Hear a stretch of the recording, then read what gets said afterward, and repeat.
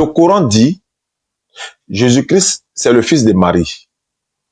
La Bible dit, Jésus-Christ, c'est le fils de Marie. Le Coran dit, Jésus-Christ est le messager d'Allah et un prophète. La Bible dit, Jésus-Christ est un messager et un prophète, donc envoyé de Dieu. Le Coran dit, Jésus-Christ est né de façon miraculeuse, sans papa avec une maman. La Bible dit, Jésus-Christ est né de façon miraculeuse, sans papa avec une maman. Le Coran dit, Jésus-Christ, sa maman s'appelle Marie. La Bible dit, la maman de Jésus s'appelle Marie. Le Coran dit, Jésus-Christ là, c'est un être humain. Il est comme Adam. Allah l'a créé comme Adam. La Bible dit, et Jésus, sa propre bouche dit dans la Bible, je suis un être humain. Nous ne faisons que répéter. Elle a raccroché. Ou encore, ces unités sont finies. Je vais aller l'appeler et puis on va voir ce que ça donne. Oui. Je vais l'appeler. L'information qu'on va lui donner. Peut-être que vous êtes, voilà, les unités. Il n'y a pas de souci. Il n'y a pas de souci, Marcel. Donc, comme je le disais, nous n'avons pas inventé. Nous n'avons que répété ce que la Bible et le Coran ont dit. Il y a ce que les hommes ont dit. Il y a ce que la Bible dit. Il y a ce que Dieu a dit. Il y a ce que Jésus même a dit. Il y a ce que l'Église dit. Il y a ce que les pasteurs ont dit. Il y a ce que Dieu a dit. Il y a ce que Jésus a dit. Donc, nous prenons les propos de Jésus-Christ, les propos de Dieu et ce qu'il a dit de lui-même dans la Bible. Nous n'avons rien ajouté ni retranché. Et si quelqu'un vient ajouter ou retrancher, c'est l'antéchrist. Donc, nous ne faisons que dire ce que Jésus-Christ a dit. La Bible dit, Jésus est un être humain. Jésus dit, je suis un être humain. La Bible dit, Dieu n'est pas un être humain. La Bible dit, Jésus est un être humain. La Bible dit, Dieu n'est pas fils de l'homme. Jésus dit, je suis fils de l'homme. La Bible dit, Dieu ne meurt pas. Selon la Bible, Jésus est mort 3 jours et 3 nuits. Ressuscité par Dieu encore. Jésus n'a jamais dit dans sa bouche, depuis la fondation du monde, c'est moi, je suis Dieu, adorez-moi. Il n'a jamais dit. Il a dit, je suis un envoyé de Dieu. Bon. Après tout ça là, si quelqu'un vient dire autre chose que ça, c'est un antéchrist. Voilà ce que je pouvais dire pour l'instant, ma soeur. Ok. En tout cas, c'est bien développé. J'ai compris. Qu'est-ce que vous dites? Je pense que c'est juste. Bon, si c'est juste, Mhm. vous savez maintenant que c'est un être humain et qu'il ne doit pas être adoré. Est-ce que vous allez continuer de l'adorer? Non. Si vous n'allez pas l'adorer, allez-vous adorer le Dieu qui a envoyé Jésus? Oui. Et selon vous, qui est le Dieu qui a envoyé? C'est en cela que je voulais en venir. Jésus se prosternait pour prier son Dieu. Êtes-vous prête à vous prosterner comme Jésus pour adorer le Dieu de Jésus? Oui. Jésus, dans la Bible, disons, dans la Bible parle de l'ablution. C'est-à-dire, l'ablution est mentionnée dans la Bible, Exode 40, 30 à 31. Moïse a fait laver les mains, les pieds et tout ça. Il est allé dans la tente d'assignation pour adorer Dieu. Avant d'y entrer, il a enlevé ses chaussures. Êtes-vous prête à prendre les ablutions, enlever vos chaussures pour entrer dans le lieu du Saint? Oui. La Bible dit dans 1 Corinthiens 11, versets 5 à 7, si la femme n'est pas voilée, elle n'a qu'à se raser la tête. Si elle ne veut pas se raser la tête, elle n'a qu'à se voiler. Êtes-vous prête à obéir à ce commandement de la Bible de ne pas vous raser, de vous voiler? Oui. La Bible dit dans Ésaïe 66, verset 17, tous ceux qui vont manger porc, ils vont aller en enfer. Êtes-vous prête à abandonner le porc au risque d'aller en enfer? La Bible dit, Jésus-Christ était soumis à son Dieu. Êtes-vous prête à vous soumettre à la volonté de Dieu? Oui. Si vous êtes soumise à Dieu, on vous appellera musulmane. Il va rester maintenant dans la pratique. Jésus a dit pour obtenir le paradis, c'est de reconnaître qu'il y a un seul Dieu et lui le reconnaître comme son envoyé. Ça, c'est dans Jean 17, 3. Dans Jean 5, verset 24, Jésus a dit ceci, en vérité, je vous le dis, celui qui écoute ma parole et qui croit en Dieu qui m'a envoyé, cette personne a la vie éternelle. Il ne vient point en jugement, il est passé de la mort à la vie. Si vous croyez que Jésus-Christ est l'envoyé de Dieu à l'instant, vous avez mis en application Jean 5, 24 qui dit, en vérité, je vous le dis, celui qui écoute ma parole, et cette personne doit croire que moi, Jésus, est un envoyé de Dieu, et rentre au paradis. Mais ça ne suffit pas. Jésus a continué pour dire ceci. Quand j'irai, c'est-à-dire que si je ne m'en vais pas, celui qui doit vous aider ne viendra pas. Mais si je m'en vais, je vous l'enverrai. Quand il sera venu, il vous conduira dans toute la vérité. Il ne parlera pas de lui-même. Il vous dira ce qu'il aura entendu. Il vous annoncera le jour va venir et il me glorifiera. Il prendra de ce qui est à moi et vous annoncera. C'est tout ce qui est au Père est à moi. C'est pourquoi j'ai dit, il prendra de ce qui est à moi et vous annoncera. Êtes-vous prête à suivre celui que Jésus a annoncé qui viendra après lui? Oui. Il s'appelle Mohammed Rasulullah. Est-ce que dans la Bible, vous êtes prête à reconnaître Jésus-Christ comme l'envoyé de Dieu, conformément à Jean 7, Matthieu chapitre 7, verset 21-26. La Bible dit ceci, ceux qui me disent, Seigneur, Seigneur, n'entreront pas tous dans le royaume des cieux, mais celui-là seul qui fait la volonté de mon Père qui est dans les cieux. En ce jour-là, plusieurs me diront, Seigneur, n'avons-nous pas prophétisé par ton nom? On a chassé des démons par ton nom, guéri malade dans ton nom. Une prophétie là, c'est par ton nom on a fait. Jésus dit, alors je les dirai ouvertement, je ne vous ai jamais connu, retirez-vous de moi, vous qui commettez l'iniquité. Êtes-vous prête à vous faire chasser par Jésus au jour du jugement, ou bien êtes-vous prête à vous faire accueillir par Jésus au jour du jugement? À être accueilli par Jésus. Si vous voulez vous faire chasser par Jésus, continuez de lui dire Seigneur, Seigneur, et faites miracle en son nom, il va vous chasser. Si vous ne voulez pas vous faire chasser, vous devez mettre maintenant en application ce que Jésus a dit. Luc chapitre 4, verset 42 à 43. Il faut aussi que j'annonce aux autres villes la bonne nouvelle du royaume de Dieu, car c'est pour cela que j'ai été envoyé. Jésus-Christ était musulman. Il n'a jamais entendu le mot chrétien. Le mot chrétien est venu après que Jésus soit passé. Ma sœur, imagine que Jésus soit chrétien et il descend sur la terre de la Côte d'Ivoire aujourd'hui. Il va aller prier dans quelle église? Chez les chrétiens catholiques, protestants, évangéliques, témoins de Jéhovah, Rose-Croix, Assemblée de Dieu, Deima, les Mormons, Jésus Baoulé, c'est-à-dire qu'il va aller prier chez qui? Jésus Baoulé dit qu'il est Dieu. Et il est chrétien, hein? Il est chrétien. Christ Amaya, elle dit qu'elle est Jésus réincarné. Ces gens de plaisanterie là, ça n'existe pas chez nous en islam. Et l'islam, c'est le sérieux. Toute la communauté musulmane sont en train de jeûner le mois béni de Ramadan. Dis-moi si tous les autres religions sont en train de jeûner le même mois. Non. Toute la communauté musulmane, ceux qui sont les moyens, ils sont allés faire Umrah. Je salue au passage M. Koulibaly, Ekra Lopez, et Taïrou, et tous les Daouda Sanogo, tout le monde. Ils sont allés faire la Umrah dans le même lieu. Est-ce que tous les chrétiens font le pèlerinage dans le même lieu? Non. Nous prions, nous procédons de la même manière, dans la même direction, nous avons la même langue commune. En Côte d'Ivoire, l'hymne national de la Côte d'Ivoire, c'est en français. Tout le monde chante ça en français. Tu ne peux pas chanter dans ta langue. Alassane Ouattara, il est Djoula, mais il ne peut pas changer l'hymne national pour faire en Djoula. Pourquoi? C'est la constitution. On a une même constitution, la même langue. Les éléphants ont pris la Coupe d'Afrique des Nations. Ils ont chanté l'hymne national ensemble. Franck Essier, il est musulman, mais il n'est pas Djoula. Seko Fofana, musulman, mais il est Djoula. Ainsi de suite.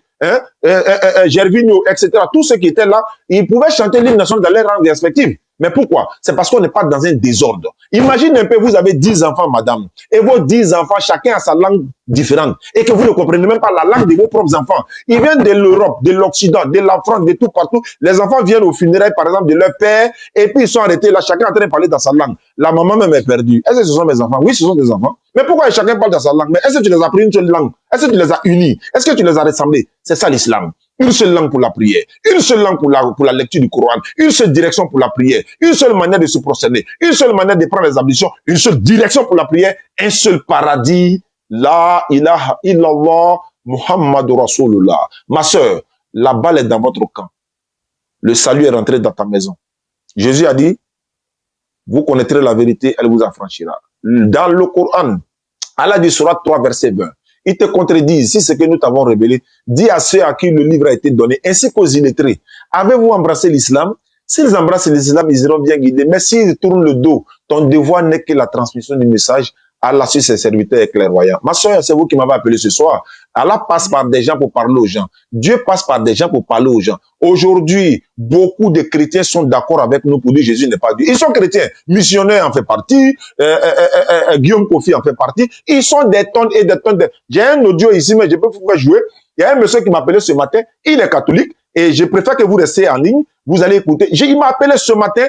Il me parlait des choses que moi-même, je ne l'ai pas demandé. Hein. C'est lui qui est venu m'encourager. Étant chrétien, il m'encourage dans ce que je fais et il me dit oui, ce que j'ai dit, c'est la vérité. Et voilà ce qu'il va dire ici. Voilà. Comment Jésus est devenu Dieu. Je vais vous mettre ça, vous allez écouter parce que c'est une exclusivité. J'ai enregistré ça ce matin pour ne pas que je puisse... Nous ne sommes pas là pour mentir aux gens. Nous sommes là pour vous dire la vérité et la vérité vous affranchira. Jésus a dit, Matthieu 7, verset 13 à 14. Matthieu 16, verset 13 à 14, Jésus dit, la voie qui mène au paradis est la voie la plus difficile. Beaucoup de personnes ne l'empruntent pas. Mais celle qui mène à la perdition, c'est là-bas tout le monde veut partir. 5 heures du matin pour prier, c'est difficile pour les gens. Hein. Tu ne vas pas dans le maquis, tu ne bois pas alcool, tu ne joues pas ceci, tu ne fais pas cela. C'est trop difficile. Le prophète sallallahu alayhi wa sallam a dit, la vie ici-bas est une prison pour les croyants, mais c'est un paradis pour les mécréants. On va écouter le frère et puis je vais laisser la parole à la sœur. Oui. C'est là que le troisième concile a eu lieu. Bon, jusqu'aujourd'hui, il y a eu 21 conciles. Hein. Le dernier, c'était en 1960, au Vatican II. Donc, au troisième concile, que deux décisions ont été prises. Deux décisions ont été prises. Deux décisions humaines. Humaines. C'est-à-dire, mais bon, les plus grands représentants de l'Église de l'époque, hein, je vais avancer pour qu'on puisse en avancer, voilà. Ce n'est pas biblique. Parce que moi, je n'ai jamais vu comment on appelle dans la Bible, Jésus s'est proclamé de façon claire et nette. Moi, je suis Dieu. Peut-être que je me trompe, mais en tout cas, je n'ai jamais vu ça. Et puis la Bible, ça s'interprète. C'est pour ça qu'aujourd'hui, il y a beaucoup d'obédience. Ça s'interprète. Il est chrétien. Il y a des gens comme les Célestes qui se baladent pieds nus. Alors, ils ont raison. Ils ont raison. Ils ont interprété la Bible d'une certaine manière. Vous voyez? Oui. Donc, mais quand on lit dans la Bible, Jésus n'a pas dit qu'il est Dieu. Bon, je m'arrête là. C'est un peu long. J'étais à l'écouter attentivement. J'étais réconforté dans ma foi depuis longtemps. Mais je me dis que c'est ceux qui veulent eux-mêmes créer leur place en enfer. Ils sont en train d'insister à dire Jésus est Dieu. Il m'a appelé ce matin en tant qu'un chrétien. Je suis vos vidéos. Il dit, mon frère, tu dis la vérité. Il est chrétien. Jésus n'a jamais été Dieu. Mais attends, ma soeur, imagine que Jésus soit Dieu. Je vais attirer ton attention sur quelque chose. Il faut prêter l'oreille. Imagine que Jésus soit Dieu. Mais il a une maman. La maman de Jésus, elle a un papa. Son papa s'appelle Imran. Si Jésus est Dieu, l'enfant de mon enfant est quoi pour moi? C'est-à-dire, si toi, ma soeur, toi, ton enfant est Dieu. Moi, je suis toi, ton papa. En d'autres termes, l'enfant là, je suis quoi pour l'enfant? Moi, je suis quoi pour l'enfant? Si moi, mon enfant est Dieu. Et que toi, tu es moi, mon enfant. Moi, j'aime Dieu aussi. Non. Je reprends. Hein. Si toi, tu es moi, ma fille, toi, ton enfant est quoi pour moi? C'est mon enfant, c'est mon petit-fils, c'est mon quoi? C'est mon petit-fils. Maintenant, si l'enfant, toi, ton enfant est Dieu, et que toi, tu es mon enfant, Dieu est quoi pour moi? Il est mon petit-fils. Dieu est mon petit-fils, non? Voilà. Bon, Dieu a son grand-père. Non. Aïe, mais tu es ma fille, oh. Ton enfant est Dieu, et puis moi, tu es pas grand-père de Dieu. Tu m'expliques comment? Soit l'enfant que tu as accouché n'est pas Dieu, même s'il est un ange, je suis le grand-père de l'ange. Mon enfant est Dieu. Et puis on me dit non, Marie n'est pas la mère de Dieu. Tous ceux qui disent Marie n'est pas la mère de Dieu là, ils sont pas dans la vérité. Pourquoi? Tant que son enfant restera Dieu, elle va demeurer la mère de Dieu.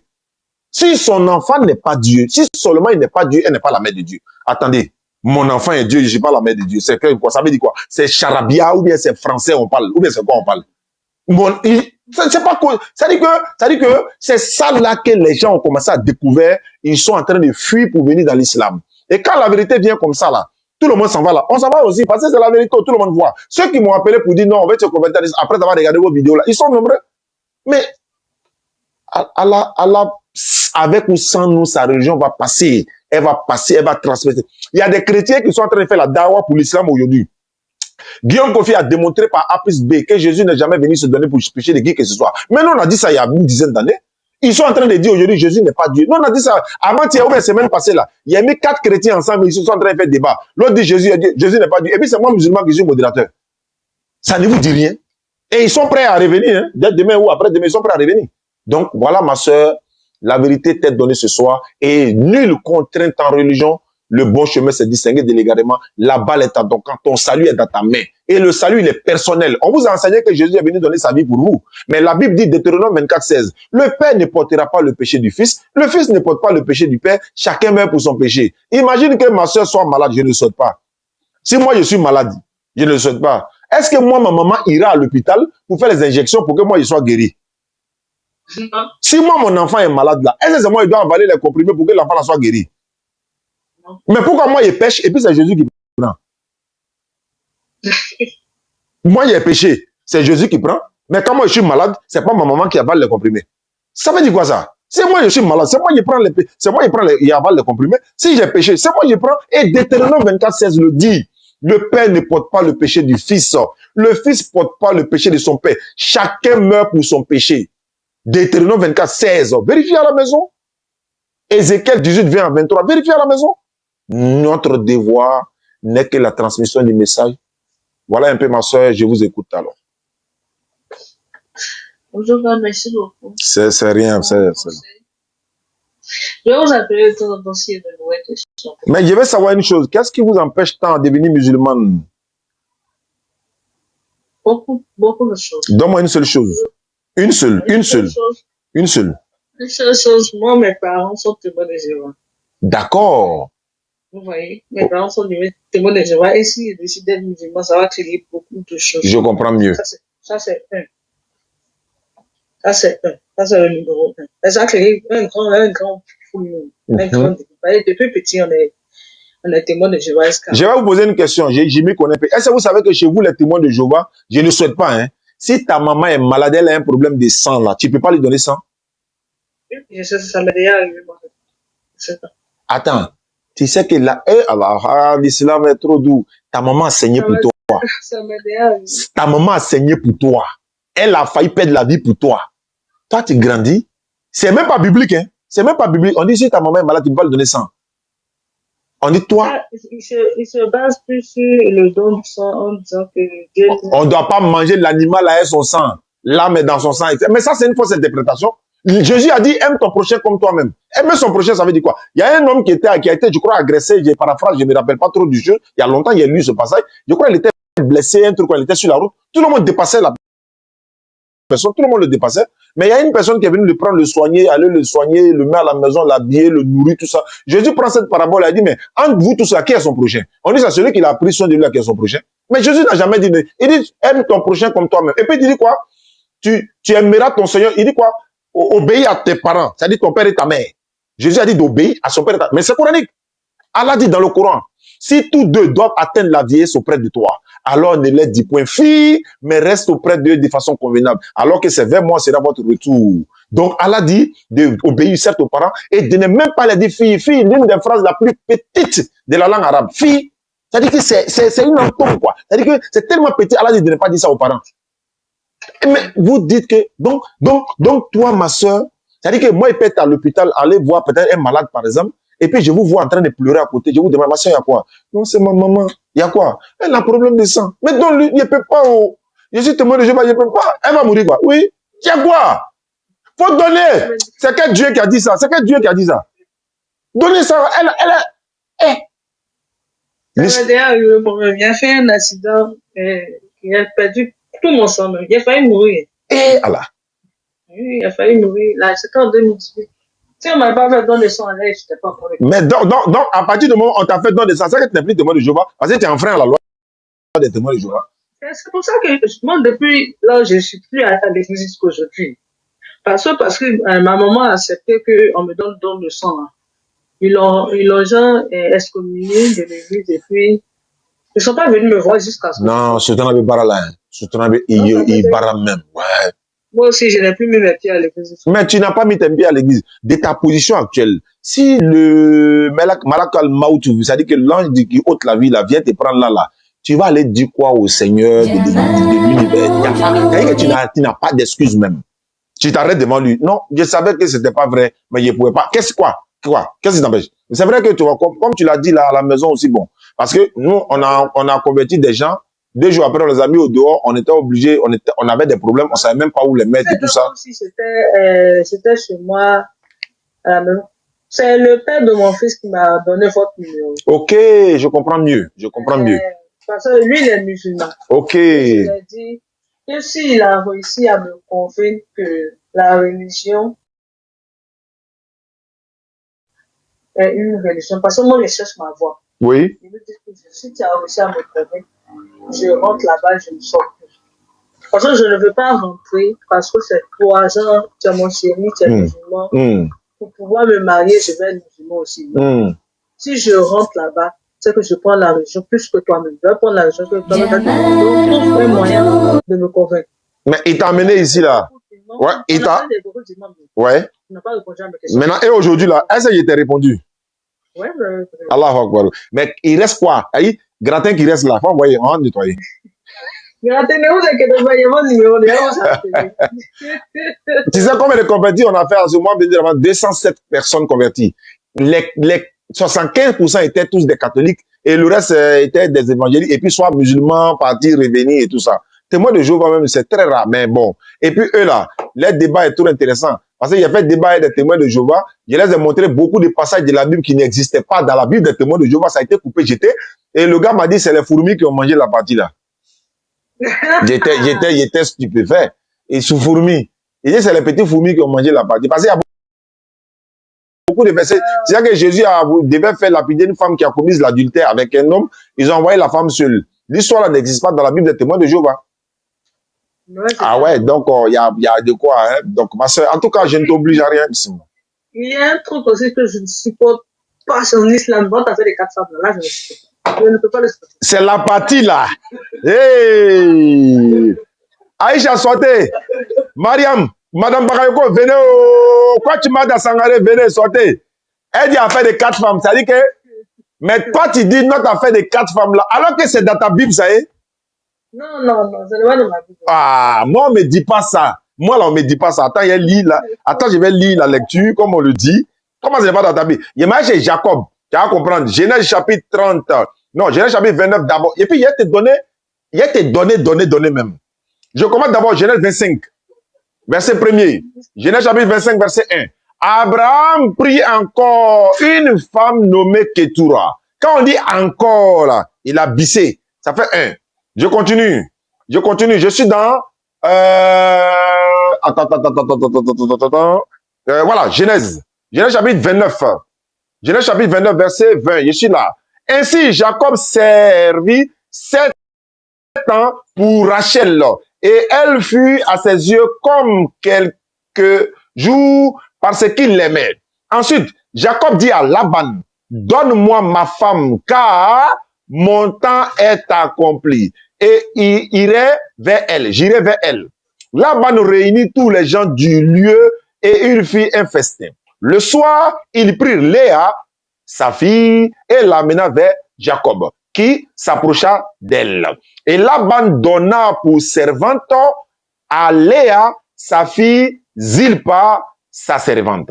Le lendemain matin, voilà que c'était Léa. Alors, Jacob dit à Laban, qu'est-ce que tu m'as fait?